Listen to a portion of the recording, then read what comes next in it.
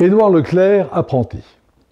Édouard Leclerc se destinait à la prêtrise quand, de nature impétueuse et pétri d'idées sociales avancées, il décida de changer de voie pour les mettre en œuvre concrètement. Son credo, aujourd'hui bien connu, consistait à vendre moins cher les produits de première nécessité pour que tout un chacun puisse les acheter. Il s'agissait donc, ce qui n'était pas du tout évident à la fin des années 40, de miser sur la quantité au sein d'un environnement frugal pour transmettre aux consommateurs l'essentiel des marges obtenues de l'industrie, tout en maintenant un modèle d'affaires rentable afin d'assurer la pérennité du concept.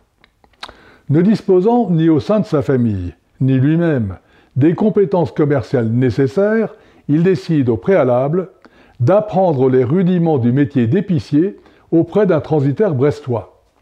C'est le début de l'aventure des Centres Leclerc, traduction concrète d'une idée simple et généreuse, proposer les plus bas prix possibles pour tous les produits de consommation courante.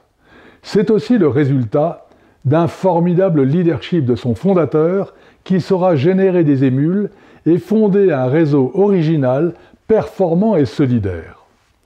L'ascension d'Édouard Leclerc démontre, de façon presque caricaturale, qu'il faut aujourd'hui privilégier le leadership à la compétence technique.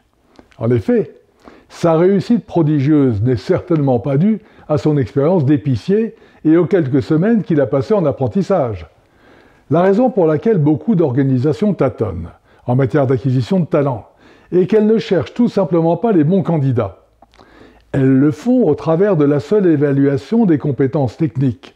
Leurs modèles d'embauche sont construits pour l'ancienne économie, la conformité plutôt que l'originalité, le statu quo plutôt que le changement, quelqu'un pour le présent en omettant de prendre en compte les évolutions à venir.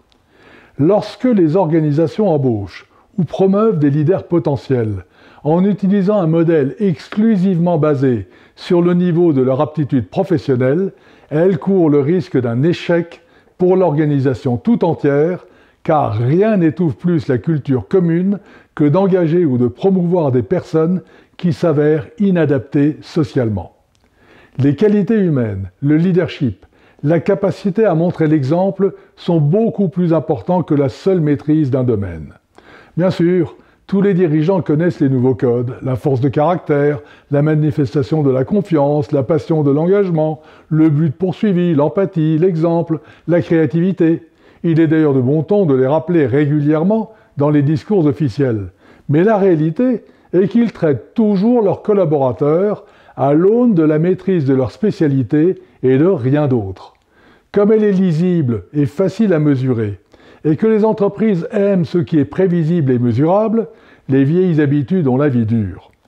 Il faut donc changer de paradigme et affirmer haut et fort dans l'organisation que les critères d'embauche et de promotion reposent sur la capacité de chacun à aligner le but, la vision, les valeurs, le caractère, en même temps qu'une compétence démontrée. Vous pouvez être le plus extraordinaire des spécialistes, cela ne fera pas de vous un leader. Car comme l'affirmait le général Eisenhower, et c'est ce dont ont besoin les entreprises du futur, le leadership, c'est l'art de faire faire à quelqu'un quelque chose que vous voulez voir fait parce qu'il a envie de le faire. À bientôt.